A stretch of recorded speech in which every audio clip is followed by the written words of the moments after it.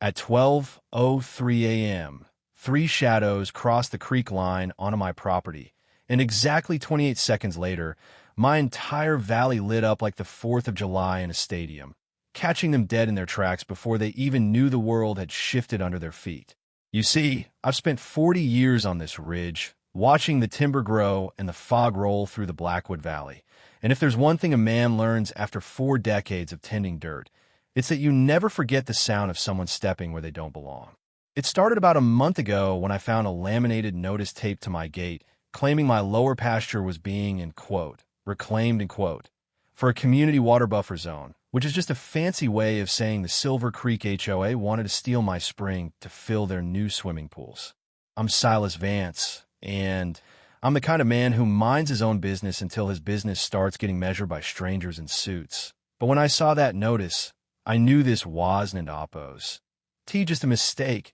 It was a declaration of war.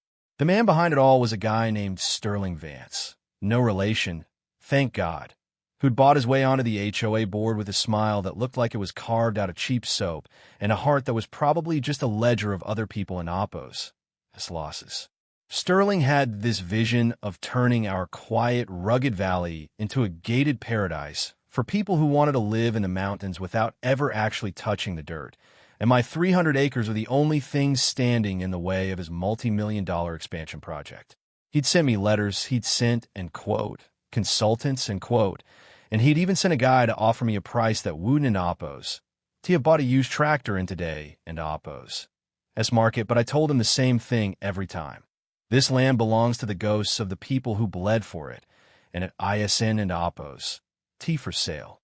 That's when the, end quote, security, end quote, started showing up, a group called Ironclad Compliance, which was basically a bunch of guys who failed out of police academy and decided that wearing tactical vests at the grocery store made them elite operators.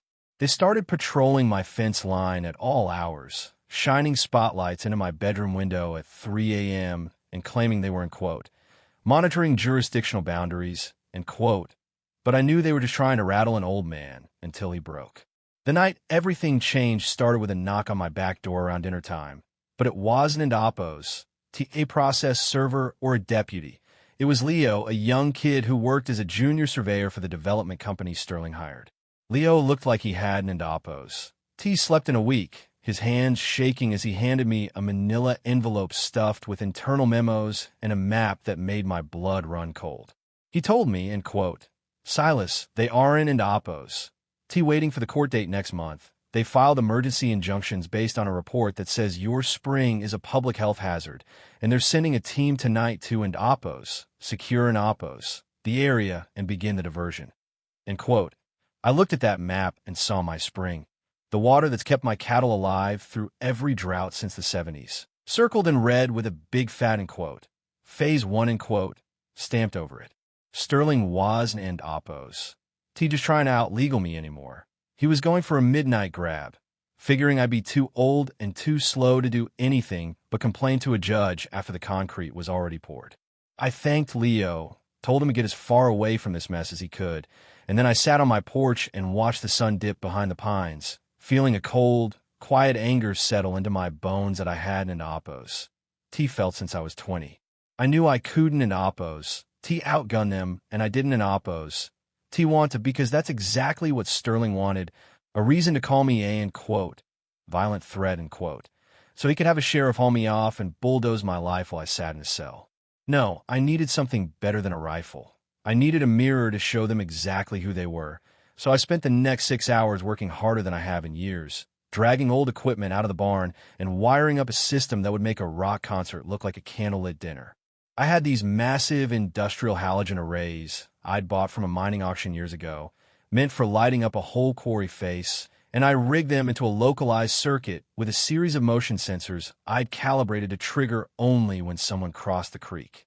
I also set up a 4K trail cam network, not the battery-operated junk you buy at the big box stores, but high-end, hardwired units used for wildlife research, and I hid them in the hollows of the oaks facing the waterline.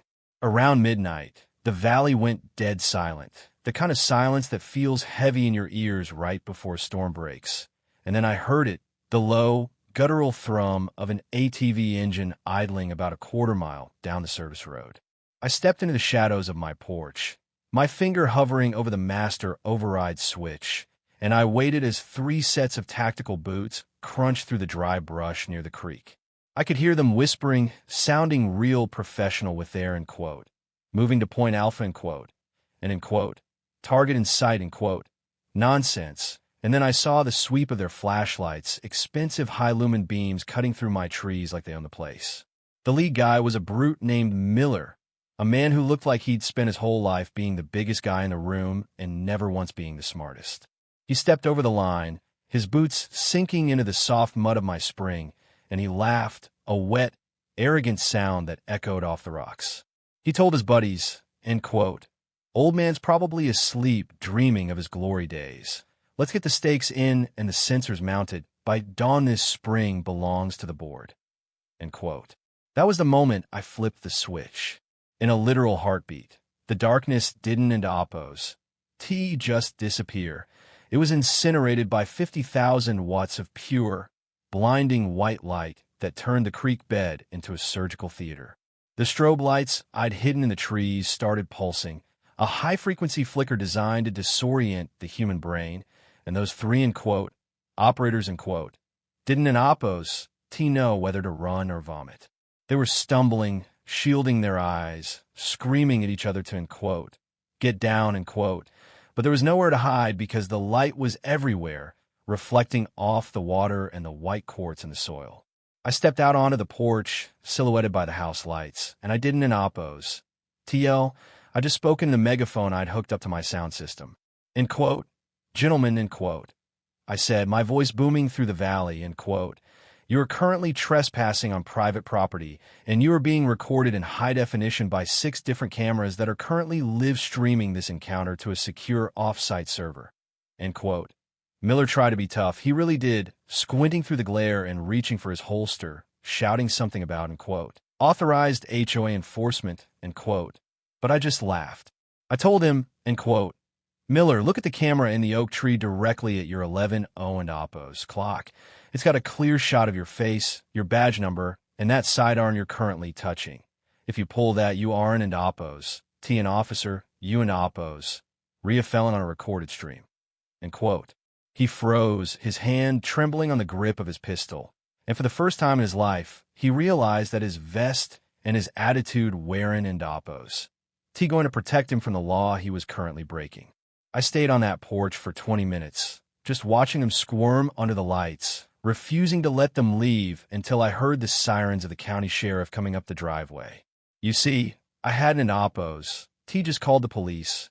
I called the sheriff directly, a man I'd gone to high school with, and I'd sent him the link to the live stream 10 minutes before the lights went on. When the deputies rolled up, they didn't an Oppos. T go for me. They went straight for the 3 guys standing in my creek with illegal surveillance equipment and forged, in quote, easement, and quote, documents. Sterling Vance showed up about an hour later in his Range Rover, looking like he was ready to fire everyone. But the look on his face when the sheriff handed him a citation for conspiracy to commit trespass and illegal land seizure was worth more than the 300 acres I was defending. The fallout was spectacular, as things usually are when a bully gets punched in the wallet, and it turns out Sterling hadn't an Oppos. T just been lying to me. He'd been embezzling from the HOA reserve fund to pay for the, in quote, security, in quote, team and the legal fees for his expansion project. Within a week, the Silver Creek board was in shambles. Half of them resigned to avoid being named in the lawsuits, and Sterling was facing a grand jury for fraud and attempted grand larceny. My spring is still running clear, the cattle are fat, and the only people who come onto my land now are the ones I invite for Sunday dinner. But I still keep those halogens ready, just in case someone else gets the idea that an old man is an easy target. The thing about boundaries is that they dawn and Oppos. T mean much if you aren't an Oppos. T willing to draw them in a way that people can into Oppos. T ignore, and sometimes you have to let a little light into the dark corners of a neighborhood to see who's actually running the show. I've been thinking a lot lately about how many other people are sitting on their porches right now, watching their own valleys, wondering when the, in quote, reclamation, quote, is coming for them, and I wonder if we've all just become too polite to defend what's ours. Sterling and his kind.